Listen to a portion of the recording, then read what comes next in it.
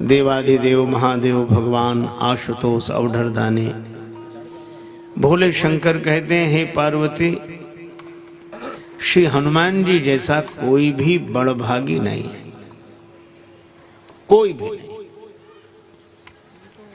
और श्री राघवेंद्र के श्री चरणों का ऐसा अनन्य अनुरागी भी कोई दूसरा नहीं है।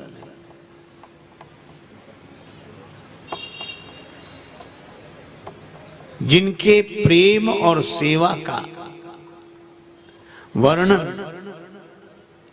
स्वयं श्री राघवेंद्र अपने श्री मुख से बार बार करते हैं, ऐसे हैं श्री हनुमान जी। इसका अर्थ यह है कि बड़भागी तो और भी होंगे, निश्चित रूप से। हम आप जितने यहां हैं वे भी, और जो यहां नहीं हैं वे भी, क्योंकि बड़े भाग मानुष तन पावा।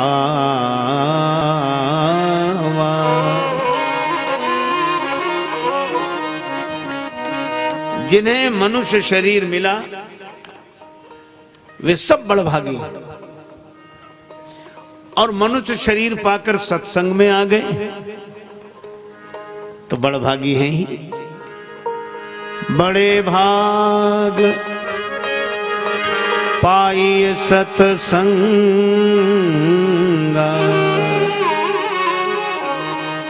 तो मुझे तो एक ही बात लगती है कि जिन्हें मनुष्य शरीर मिला वे तो बड़भागी हैं ही, पर उन बड़भागियों में वे निश्चित रूप से बड़भागी हैं जो मनुष्य शरीर पाकर सत्संग परिवार से जुड़ गए। बड़े भाग पाइए सत्संगा। तो भाई कुछ लोग बड़भागी होते हैं।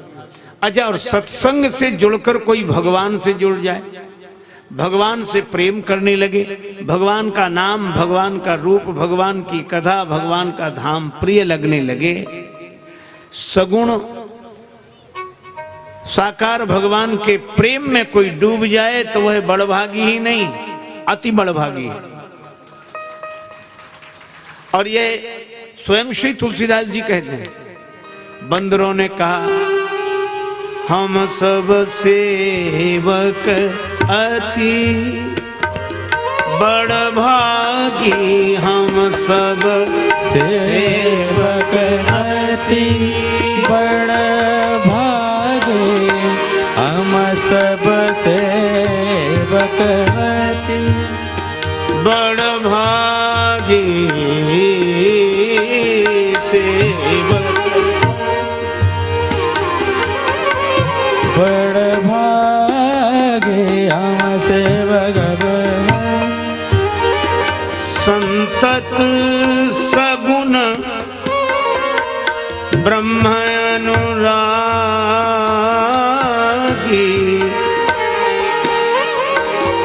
सेवक अति हम सब सेवक अति, सेवक अति बड़भागी, सेवक। तो दो बातें हुई, मनुष्य शरीर पाकर सत्संग से जुड़ने वाले बड़भागी, और सत्संग से जुड़कर जो भगवान से जुड़ जाएं, अर्थात भगवान की ओर बढ़ें, वे अति बड़भागी। तो तीन हो गए, दो हुए, बड़भागी दो हुए, बड़भागी और अति बड़भागी। लेकिन प्रश्न यह है कि जो मनुष्य शरीर पाकर सत्संग के कारण भगवान की ओर बढ़ते हैं, मन से प्रभु के चरणों से जुड़ते हैं, वे अगर अति बड़भागी हैं, तो प्रश्न यह है कि जो भगवान की ओर बढ़ते हैं वे तो अति बड़भागी हैं, और भगवान जिनकी ओर बढ़ते हैं, देखो जो भगवान को पाकर प्रसन्न होते हैं वे अति बड़भागी हैं, लेकिन भगवान जिन्हें पाकर प्रसन्न होते हैं अपना धाम छोड़कर भगवान की ओर चलने वाले अति बड़भागी, और भगवान अपना अयोध्या धाम छोड़कर गए और मार्ग में मिली अहिल्या माता। प्रभु के चरण का पावन संस्पर्श पाकर वे जड़ता से मुक्त हुई, तो इन्हें क्या कहेंगे? तुलसीदास जी बोले, यह बड़भागी नहीं, अति बड़भागी नहीं, अतिशय बड़भागी, चरणन लागी अतिशय, चरणन लागी अतिशय बड़भागी, अतिशय बड़भागी, बड़भागी,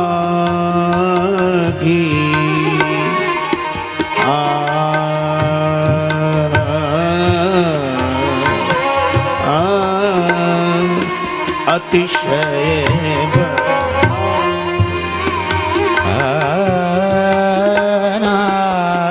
अतिशय बड़भागी।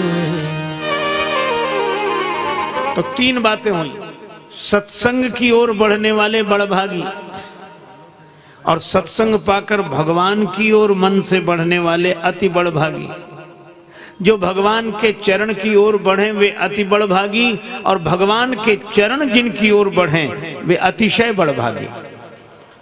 तो बड़भागी, अति बड़भागी, अतिशय बड़भागी। अब तो कोई बचा नहीं, नहीं एक और है। कौन? श्री जटायु जी। राम काज कारण तनु त्यागी, हरिपुर गयऊ परम बड़भागी। अब आप ध्यान देना, बड़भागी, अति बड़भागी, अतिशय बड़भागी, परम बड़भागी। श्री तुलसीदास जी महाराज से किसी ने पूछा कि मनुष्य शरीर पाने वाले बड़भागी और मनुष्य शरीर पाकर भगवान की कथा सुनने वाले, सो सुनी सादर नर बड़भागी। और भगवान की ओर बढ़ने वाले अति बड़भागी, और भगवान के चरण जिनकी ओर बढ़े वे अतिशय बड़भागी। पर भगवान के चरणों को पाने के बाद गए पतिलोक आनंद भरी, पर धन्य है जटायु जी हरिपुर गए तो परम बड़भागी। तो इनमें हनुमान जी कौन से बड़भागी हैं, कि अति बड़भागी हैं, कि अतिशय बड़भागी हैं, कि परम बड़भागी? शंकर भगवान कहते हैं पार्वती चाहे कोई बड़भागी रहे, चाहे अति बड़भागी रहे, चाहे अतिशय बड़भागी रहे, चाहे परम बड़भागी रहे, लेकिन हनुमान समान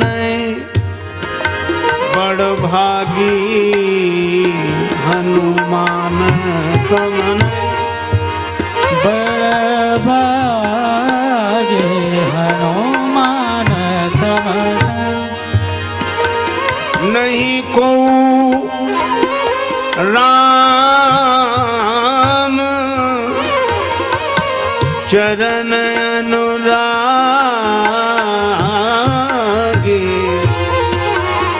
अनुरागी समान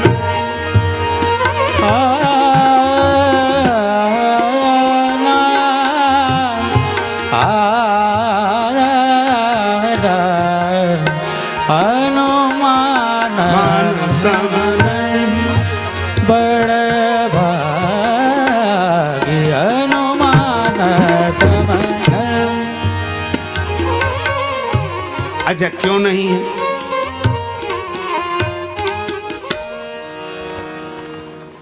भगवान की कथा सुनने वाले अगर बड़भागी हैं तो हनुमान जी जैसे नहीं है, क्योंकि आप जहां कथा सुन रहे हैं अभी इसी समय कहीं और भी तो कथा हो रही होगी, किसी के द्वारा हो रही होगी। तो जो यहां कथा सुन रहे हैं वे वहां नहीं सुन सकते, और जो वहां सुन रहे हैं वे यहां नहीं सुन सकते। पर श्री हनुमान जी तो यत्र यत्र रघुनाथ कीर्तनम तत्र तत्र कृतमस्तकांजलि। जहां जहां राम जी की कथा वहां वहां हनुमान जी, जितनी कथाएं उतने हनुमान जी, हर जगह प्रकट होकर पवन पुत्र पवन की तरह भगवान की कथा में सर्वत्र उपस्थित रहते हैं। इसीलिए हनुमान सम नहीं बड़भागी, कथा सुनने। अच्छा चलो अति बड़भागी मान लिए जाएं वे बंदर जो भगवान से जुड़े, लेकिन वे भी हनुमान जी की तरह बड़भागी नहीं है। क्यों? उन सब वानरों को भगवान ने विदा किया। क्या कहा? अब गृह जाहु सखा सब, अब गृह जाहु सखा सब, सखा सब, अब गृह जाहु। भगवान ने सभी बंदरों से कहा अब आप लोग अपने अपने घर जाओ। सबको विदा किया गया, यहां तक कि श्री अंगद जी को भी विदा किया गया, पर हनुमान जी को विदा नहीं किया गया। किसी ने राम जी से कहा कि सबको अपने अपने घर भेज रहे हो, अब गृह जाओ सखा सब भजो मोहि दृढ़ नेम, तो हनुमान जी को क्यों नहीं भेज रहे हो? राम जी ने कहा कठिनाई है। कहा क्या? बोले जिनके घर हैं उन्हीं को तो घर भेजेंगे, हनुमान जी का घर ही नहीं तो इन्हें भेजे कहां?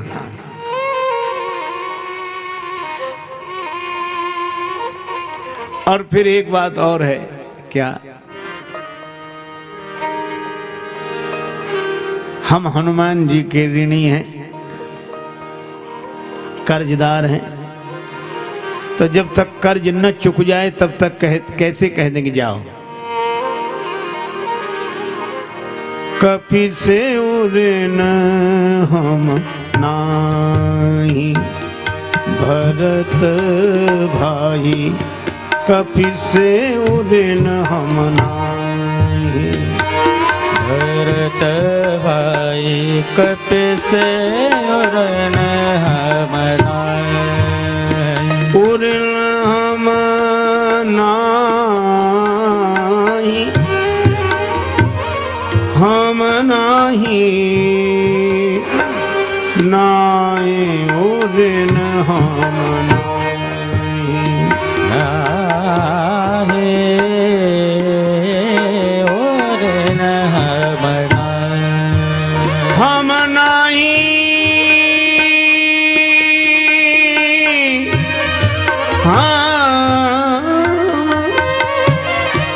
हम नाही उऋण हम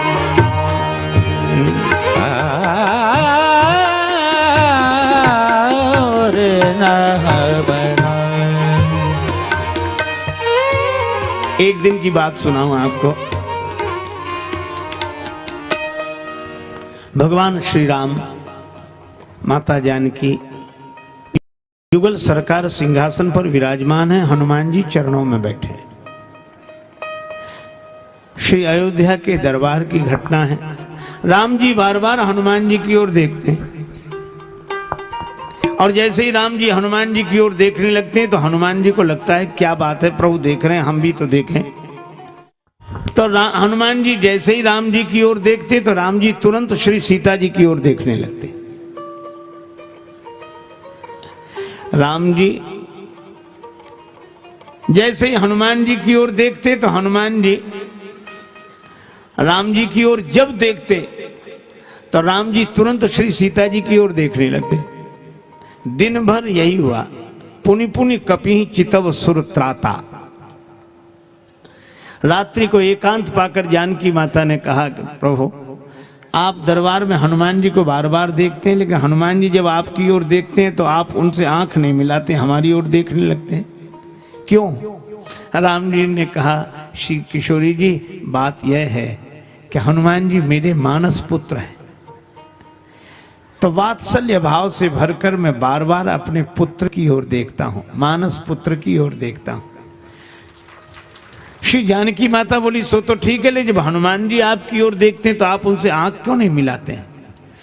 श्री राम जी ने कहा जानकी जी मुझे दूसरी बात याद आ जाती है। कौन सी? कि जब मुझे लगता है कि हनुमान जी मेरे मानस पुत्र हैं तो मैं उनकी ओर देखता हूं, लेकिन जब वे मेरी ओर देखने लगते हैं तो मुझे यह बात याद आ जाती है, सुन सुत तोह उऋण मैं नाही। हे पुत्र, मैं तुम्हारा कर्जदार हूं, तुम्हारे ऋण से उऋण नहीं हुआ हूं।